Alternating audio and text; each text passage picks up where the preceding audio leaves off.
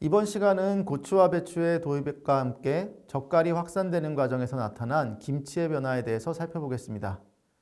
김치가 전 세계적으로 채소를 염장한 식품에서 한국 고유의 발효 문화를 대표하는 식품으로 발전하는데 핵심적인 역할을 한 것은 바로 젓갈입니다.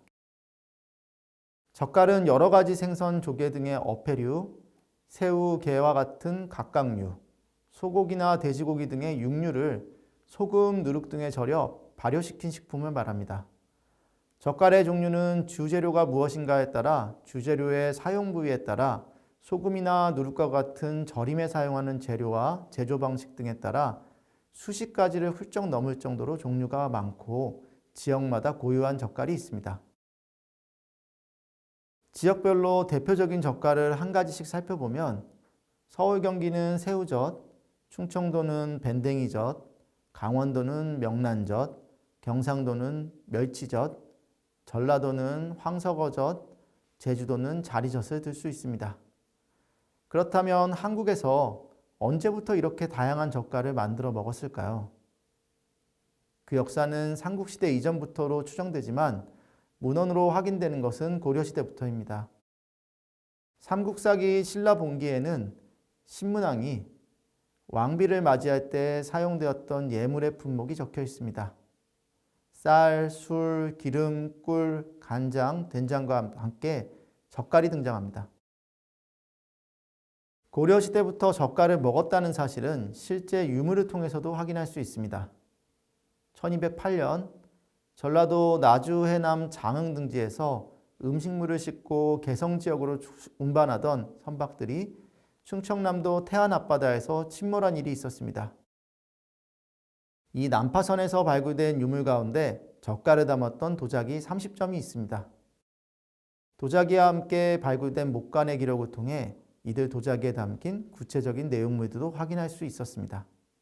고등어 젓갈, 게 젓갈, 전복 젓갈, 홍합 젓갈 등 완성된 젓갈 외에도 누룩과 장 등 젓갈을 만드는 데 필요한 재료들이 담겨 있었습니다. 고려시대에 이렇게 젓갈류가 발달할 수 있었던 배경은 소금의 공급과 밀접한 관련이 있습니다. 소금은 인간의 생존에 필수적일 뿐만 아니라 세금을 부여하는 원천이었기 때문에 경제적으로도 중요했습니다. 이에 국가에서 소금의 생산과 유통을 관리하게 되었고 그 결과 소금이 안정적으로 보급되면서 소금을 사용해 식재료를 저장하는 다양한 기술이 발달하는 원동력이 되었습니다. 그 결과 고려시대에는 젓갈을 먹는 것이 보편화되었습니다. 송나라 사신 서긍이 1개월간 고려에 머물던 견문을 기록한 고려도경이라는 책에는 당시 젓갈이 신분의 귀천을 가리지 않고 사용하는 음식이었다고 적고 있습니다. 하지만 젓갈을 만드는 방법이 소금에 절이는 법만 있었던 것은 아닙니다. 젓갈은 크게 소금을 넣어 만드는 젓갈류와 곡물을 넣어 만드는 식혜류가 있습니다. 그리고 젓갈류는 다시 소금에만 절이는 방법을 사용한 지염해와 담백한 맛을 내기 위해 소금에 누룩과 술 등을 섞어 원료와 함께 삭히는 방법으로 제조한 어육장해가 있었습니다. 한편 식혜류는 원료를 소금에 절여 두었다가 조밥과 무, 소금, 고춧가루, 누룩을 섞어 함께 발효시키는 것입니다. 함경도, 강원도, 경상도 등 우리나라 동해안에 위치한 지역에서 발달했고 가자미 식혜, 명태 식혜, 도루묵 식혜 등이 유명합니다. 하지만 고려사나 세종실록 지리지 등에는 생선으로 만든 식혜 외에도 토끼회, 사슴회, 기러기회 등의 기록이 있어 당시 어패류에도 육류로도 젓갈을 담가 먹었음을 알 수 있습니다. 왕의 올레에 젓갈이 사용되었다는 기록을 통해서도 확인할 수 있듯이 젓갈은 왕실의 의례 음식이었습니다. 젓갈을 중요한 의례품으로 사용하는 전통은 조선시대까지도 이어졌습니다. 세종실록의 한 기록에 따르면 충청남도 태안 일대에서 잡힌 밴댕이는 특히 명나라 왕제였던 영락제가 가장 좋아하는 생선이었습니다. 영락제는 입맛이 없을 때 조선의 사신에게 밴댕이를 구해 보내달라고 직접 지시하기도 했다고 합니다. 그래서 밴댕이와 밴댕이로 만든 젓갈은 중국의 진상하는 조공 품목에서 빠지지 않았다고 합니다.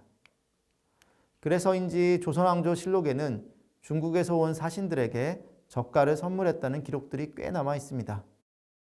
몇 가지만 살펴보면 세조 14년 1468년에는 잉어젓, 조기알젓, 망어알젓, 송어젓 각각 2동이를 선물했다는 기록이 있고, 또 성종 14년 1483년에는 은어젓, 숭어젓, 연어젓 각 4항아리, 생선알젓, 송어젓, 연어알젓, 웅어젓, 청어젓 각 3항아리, 전복젓 2항아리를 선물했다는 내용을 확인할 수 있습니다. 젓갈의 본래 용도는 여러 가지 양념을 더해 밥과 함께 반찬으로 먹거나 요리에 간을 맞추는 조미료로 사용하는 것이었습니다. 그렇다면 젓갈은 언제부터 김치의 재료로 사용하기 시작했을까요?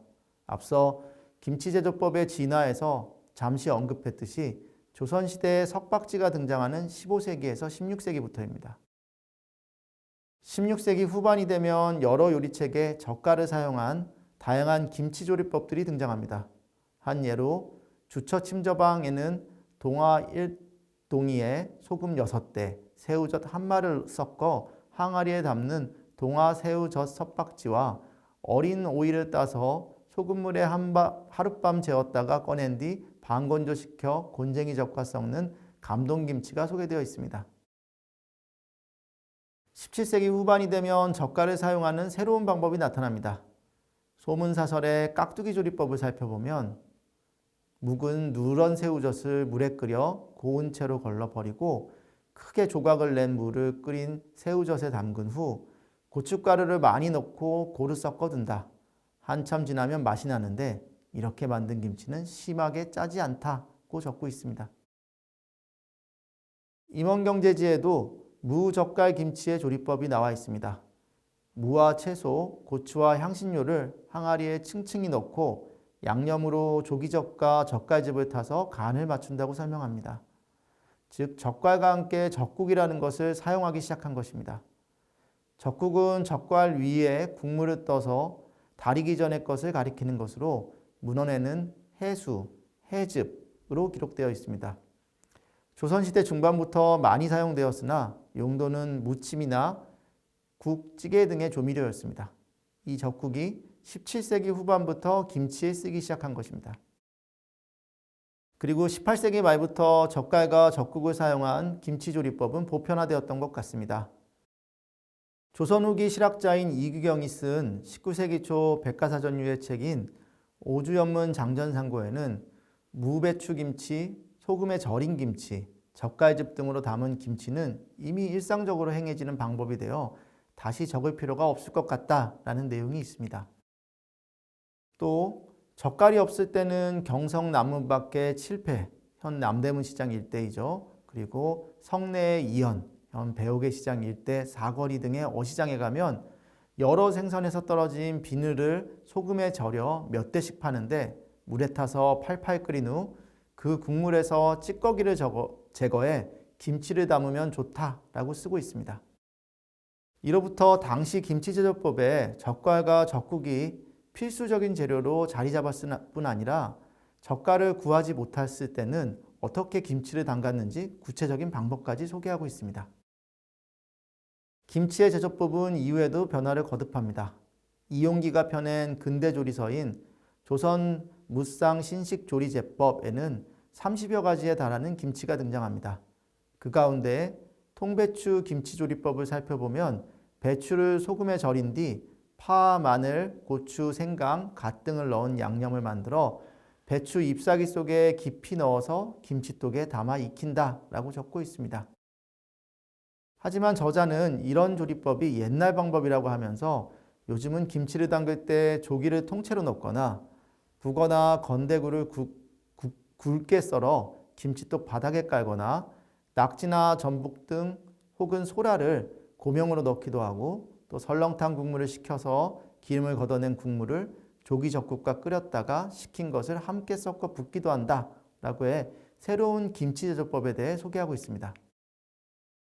지금까지 김치가 소금이나 간장, 된장 등을 사용해 절인 염장채소의 형태에서 독특한 발효식품으로 발전할 수 있었던 중요한 계기인 젓갈과의 만남에 대해 살펴보았습니다. 본래 반찬이나 조미료로 활용되던 젓갈과 젓국이 김치의 재료로 추가된 결과 김치는 고춧가루의 매콤함과 더불어 젓갈의 풍미와 발효 과정에서의 감칠맛이 더해지면서 한국인의 식탁에서 필수 불가결한 음식으로 자리 잡게 됩니다. 다음 시간에는 지역별로 어떠한 젓갈들을 김치에 사용했고 상이한 젓갈을 사용한 결과 각 지역의 김치는 어떠한 개성을 띠게 되었는지에 대해서 살펴보도록 하겠습니다.